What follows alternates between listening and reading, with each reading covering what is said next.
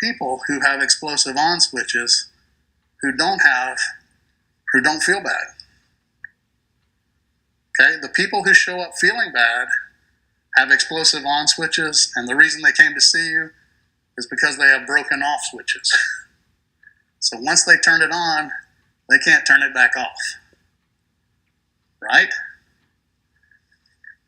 So I tell them about the on switches, and I even draw this out, and I say, listen, I know that you're going to have explosive on. I could ask you how big your mosquito bites are, and I could guess it. But when you have broken off switches, and you can't turn it off, it just keeps coming at you, and there's no way to shut it down. So the nicest and easiest way to tell if a person has potential broken off switches is asking one simple question. Do you have good days and bad days? Because inflammation is not a steady state thing, depending on what you got exposed to. You understand? And neurologically, because that's what I focus on, if this is going on, there's no way for my body to adjust.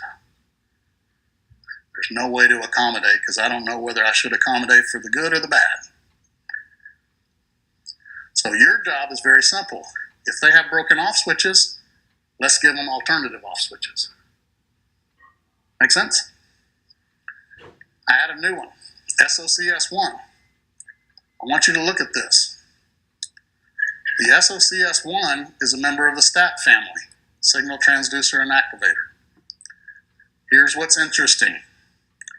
It was just proven that Epstein-Barr virus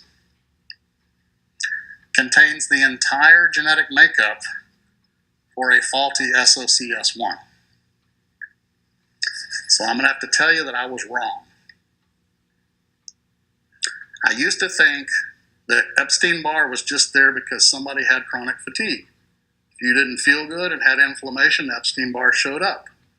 But now I got to swallow my tongue and tell you that Epstein-Barr can cause chronic fatigue because it makes a faulty SOCS1, suppressor of cytokine signaling. So if you can't suppress cytokine signaling, you get chronic inflammation, and how good do people who are sick all the time feel? Fatigued. Make sense?